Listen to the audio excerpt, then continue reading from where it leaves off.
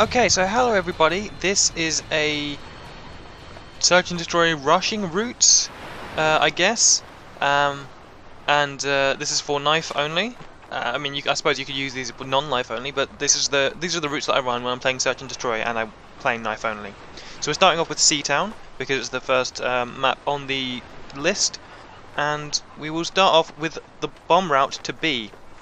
So, that's actually your spawn. You start there and then you run straight down here, under here, and then you don't necessarily have to have the bomb. This is just a route that I do. Sit here, okay? Only for a moment. Usually, what will happen is you'll see if you sit here, if there's a sniper standing on here, or if he's like behind here in any way, shape, or form, you'll be able to see the tip of his gun if you're standing over here. If you don't see one, it means he's either not there yet or he's not there. So if you see one, the easiest thing to just do that. You just jump up, and I've got so many kills like that. Seriously, I'll do a montage of all the different kills I've got doing that in SnD. You'd be surprised how many kills you can get just doing that. So that's why I run this route quite often. And it's a really nice little route to run. It's not always the best route. I wouldn't then advise climbing over here because often you'll find that there's a sniper in that building over there. Or there's another person behind him, and you just end up getting killed, and it's really not very helpful. So I advise that if there's someone there, just jump up and throw your knife, and you'll get someone. And if not, what you can do is you can come around here and check, but I don't really advise this route personally, because it's really kind of risky if there is a sniper in there. Because if he's in that doorway, you're screwed. If he's in the window, you're kind of okay, but it just depends on who you're playing against. Anyway, so usually from here. If I think it's safe to climb over, cause like often if you'll jump up here and you'll knife, if you keep an eye over here when you jump up, you can usually tell whether or not there's anyone there. If there's no one there, I'll jump over here and sort of hover around this back bit for a while. If I have the bomb, you can plant a B. You know, you can do whatever you like. But I mean, you're here now, which is basically where you want to be because you're between A and B. If that's not an option, what I will tend to do is I'll wait for my team to move up. Because there'll be gunfights up here because that's the main area for traffic, because obviously the quickest way up is the ladder over there. So I'll usually hang around here for a bit and come in towards this middle area. Seatown as a map for knifing is kind of tricky in SnD because of the routes that you can go. So primarily, like, your main tactic will be to go over to there where I showed you before. But if you can't manage that, sometimes it's a good idea to come over here. Sometimes it's a good idea to back up and just go back around here if you can get a kill over there. But yeah, so once that's the route to go to B from over here. I'm just telling you the risks and stuff. Okay, so the next route for knifing on Seatown is this way. You want to jump over here. Oops. You can do that a lot faster. And you'll tend to be able to get over here before most other people. Especially if you're running, like I'm running the USAS on this class. If you can run through here, you'll get there before the other team, because the other team spawns back there. They run pretty damn fast, but you should either get here about the same time or slightly before them. You'll be able to get here at about, at least the same time. So you can, if you're quick enough if you think you're confident enough to be able to do this, this is a much nicer route in terms of where you can go next. Because if the other one doesn't work out, you're a little bit stuck with your positioning. This one is really nice because you've got the option to go up the stairs. You can go plant the bomb at A. You can go around the back to B. But what you'll find most of the time is that people coming from their spawn, which is back there, they will run down here. They'll run up these stairs, through here. They'll go straight to this building, and then they'll run straight up the stairs. They'll go over the little barrel. They'll tend to camp in here, or they will run out the front and they'll wait for people to come through that window and they'll shoot them. But generally, if you're knifing and you've got shotguns, you'll tend to get there pretty damn quick, and you can obviously go straight to A. You can try and take people out, that sort of thing. So those are the two routes that I have for Seatown. I wouldn't really advise anything else knifing because you've got this big long stretch down that side, and it's really not all that fun for you, especially if there's snipers down there. Down this top bit, it's not good for you because people with guns are going to win every time. The reason, obviously with knifing, I assume that if you're going to go knife only, you kind of worked out the fact that you need to be in relatively close quarters. Like you can be proficient with a throwing knife, but if you miss your shot, because you've only got one shot essentially, you're kind of stuck. Like in Black Ops, it wasn't nearly as bad because you've got two, so you like two tomahawks, so you can throw one, miss, and still be okay. But if you can't find a scavenger pack because people are dead, you're a bit stuck. So anyway, you start here as the other team, as I pointed out before, and my best position for Seatown on this map is if you're defending for the 3 rounds, you start off here. This may seem very campy. You choose one of these 2 walls and you hide behind it. Main reason for this is defending as a knifer in Seatown is tricky because you can't really come down here. I mean, you can go into this building. I just choose to avoid the action because you can usually get the people with guns do a lot better job than you. But the reason being is that people will either come down here or they'll not come down here. I mean, I guess it's like basically what I mean is there's either a sniper here or there isn't. If there's no sniper here, they will take advantage and they'll come straight down here, and they won't really expect people to be hanging around.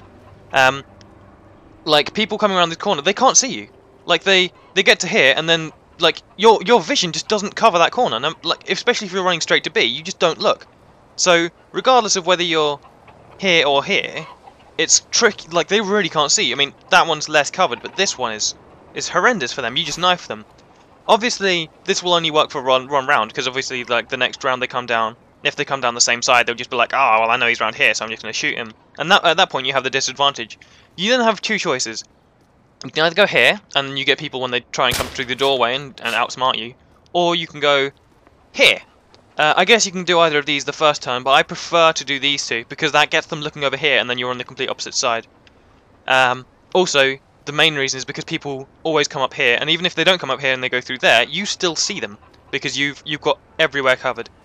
The advantage to this is that in the later game, when you know, like the bombs are getting planted, or there's only a few teammates left, you will be able to see that like you're right between A and B.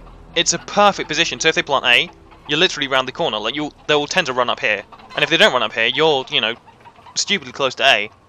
If they don't go to A and they go to B, somehow they'll get past you. You just come up here and you get it. Oh look, there's the bomb.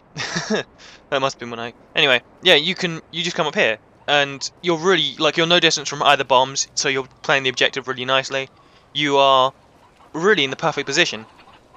The only other thing I'd say is another nice little block is if you're over here and you've got a couple of kills and the game's still going on, and you're one of the few people left in your team. This is a really nice area to go. If you want to be covering both A and B at the same time, but you don't want to be by A and B, because I mean obviously that's kind of exposed in terms of you haven't got all that much cover.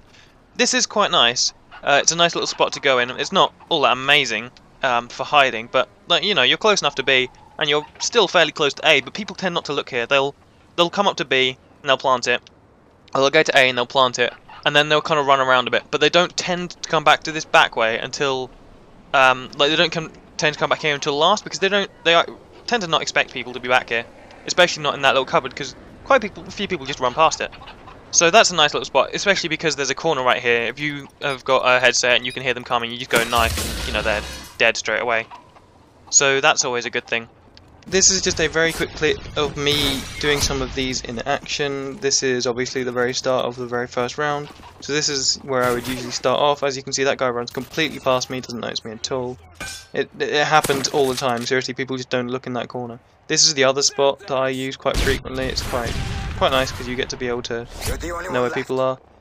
I'm not going to show you the whole thing of it. Well, I am, but I'm going to speed up the end of it because this is I kill 5 people this round and it's a 4-man clutch. So, it's always nice. But I only actually used 2 of the areas that I talked about. So, yeah, I killed the guy planting the bomb, and then I sit in this little cupboard, and it doesn't actually come in that helpful, but I can hear a guy, as you can hear there, if you're wearing headphones like me. So, yeah, I mean, really, there's not much to it. They're just really nice little spots for covering all the places, because, you're covering B and A at the same time, and they're just really nice spots. That's where I go to defend. Work. You serve me well.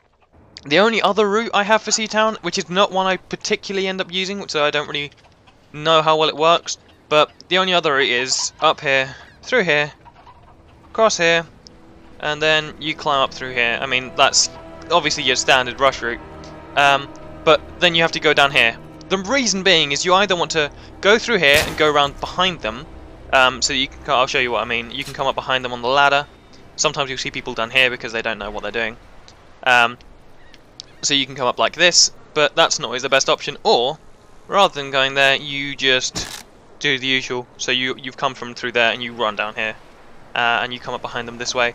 It really doesn't make a difference. Personally, if I was going to do it, I would run through here, because just to double check if there's anyone over there, because you can. Some people will do the route that I mentioned with shotguns, and they'll run through the middle and they'll go through that side. So you can sometimes, if you're quick enough, you can see them going over the other side. So if you're playing with a team, you can call it out.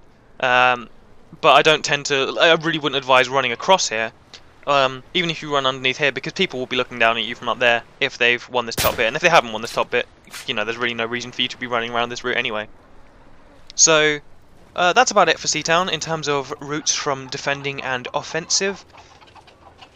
So here's a quick recap of the routes that I talk about in this video. If you're offensive spawn planting bombs, then you can rush down the middle towards the right hand side. This is always a nice little spot. I have literally got enough kills in this way just to put a little montage together. I probably will at some point. Alternatively, the only other real route for you is, I mean, as a knifer, is down this left hand side, because I would definitely avoid the middle at all costs, because people with guns can do that much better than you can. So just stay away. There's no point dying if you can stay alive. So yeah, so you can run down here.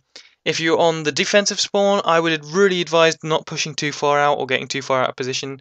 I would particularly recommend you staying in and around this area because it's closest to both bombs. You can easily defend it. In particular, these three spots. One spot I didn't mention is in this little highlighted red building here. It's really nice. It's got a little table inside. If you run out of spots that you want to go to, you can hop on the table in there. No one will really know you're there. It's quite a nice little bit. The only other real route for if you're going to be offensive as a defender is down the right flank. Like I said, I wouldn't necessarily recommend this. If you're defending, there's no need to get yourself killed unnecessarily.